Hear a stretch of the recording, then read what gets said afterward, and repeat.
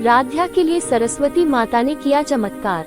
जी हाँ दोस्तों, राध्या को सरस्वती पूजा करते समय बिजली का कट लगाना निहारिका को पड़ा महंगा और खुद निहारिका के बालों में लगी आग। जी हाँ दोस्तों, राध्या बनी सरस्वती माता का स्वरूप। बसंत पंचमी के पावन अवसर पर पूरा घर भक्ति के उल्लास में डूबा हुआ है। निहारिका चाल चल के राध्या को चोट पहुंचाने के लिए गिटार जैसे बजाने वाला सरस्वती माता के बीड़ा में बिजली का तार बिछाता दी रहती है। आंगन में मां सरस्वती की एक भव्य प्रतिमा स्थापित की गई है। आस पड़ोस के लोग आए हुए हैं। तभी प्रथम की मां रजनी जी मेहमानों से कहती हैं कि आज दादी माँ जी की तबीयत मेरी छोटी बहू राध्या ने सही की है उनकी दिन रात सेवा करके, इसलिए आज ये राध्या मेरे बेटे प्रथम के साथ मिलकर सरस्वती माता की पूजा अर्चना करेगी। रजनी जी की यह बात सुनकर निहारिका को गुस्सा आ जाता है और तभी निहारिका अपने काम को अंजाम देती है। फिर माँ सरस्वती जी करती है चमत्कार। अब क्या हुआ कहानी में, इसके आगे आपसे बताऊं। उससे पहले अभी इस वीडियो को एक लाइक करके चैनल को सब्सक्राइब कर लीजिए, नहीं तो बाद में आप लोग भूल जाते हैं। प्लीज सीरियल मन्नत सुंदर की कहानी में आगे आप देखेंगे कि राध्या आज सरस्वती माता के स्वरूप में सजी हुई थी। उसकी सादगी और भक्ति देखकर हर कोई भाव विभोर था। आसपास के लोग और रिश्तेदार पूजा में शामिल होने आए थे। इसी बीच प्रथम की मां रजनी जी गर्व से मेहमानों से कहती है कि किस तरह छोटी बहू राध्या ने दादी माँ की दिन रात सेवा करके उनकी तबीयत ठीक की है। रजनी जी घोषणा करती है कि आज राध्या अपने बेटे प्रथम के साथ मिलकर सरस्वती माता की पूजा करेगी। ये सब सुनकर निहारिका के मन में जलन और गुस्सा भर जाता है। वह राध्या की खुशी और सम्मान बर्दाश्त नहीं कर पाती। पहले से रची गई साजिश के तहत वह पूजा में इस्तेमाल होने वाले वाद्य वीणा स्लश गिटार जैसे वाद्य के पास चोरी छिपे बिजली की तार लगा देती है ताकि राध्या को नुकसान पहुंचाया जा सके। पूजा शुरू होती है।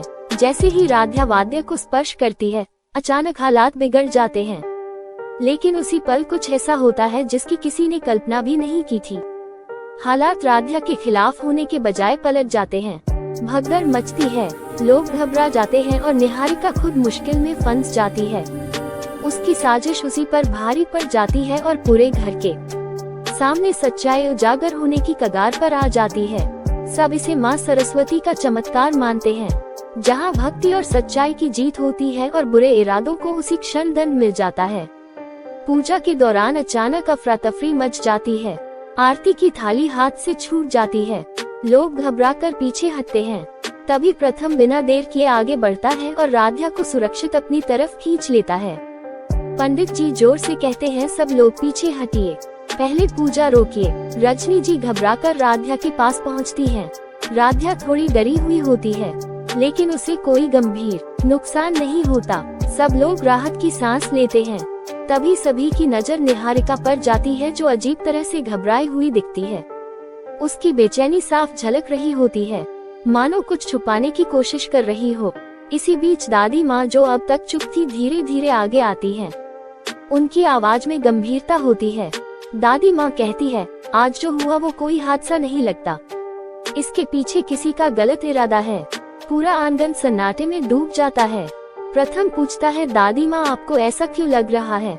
दादी माँ निहारिका की तरफ देखते हुए कहती है, क्योंकि बुराई ज्यादा देर छुप नहीं सकती। तभी एक पड़ोसी महिला बताती है कि उसने पूजा से पहले निहारिका को अकेले आंगन में इधर उधर कुछ करते हुए देखा था। ये सुनते ही रजनी जी का चेहरा सख्त हो जाता है। रजनी जी सवाल करती है, निहारिका तुम वहाँ क्या कर रही थी? निहारिका घबरा जाती है। उसके पास कोई साफ जवाब नहीं होता। वह बात बदलने की कोशिश करती है, लेकिन उसकी आवाज कांप रही होती है। राध्या चुपचाप सब सुन रही होती है। उसकी आंखों में डर नहीं बल्कि विश्वास होता है। पंडित जी कहते हैं, मां सरस्वती की पूजा में असत्य और द्वेष का स्थान नहीं होता। सच अपने आप सामने आ जाता है। अब परिवार दो हिस्सों में बट चुका है। एक तरफ सवाल, दूसरी तरफ निहारिका की खामोशी। क्या निहारिका खुद सच स्वीकार करेगी या कोई और सबूत उसके खिलाफ सामने आएगा? और इस घटना के बाद राध्या की जिंदगी में क्या नया मोड़ आएगा? घर का माहौल भारी हो चुका है। पूजा रोक दी जाती है और मेहमान आपस में फुसफुसाने लगते हैं। रजनी जी सबको शांत होने को कहती है। तभी प्रथम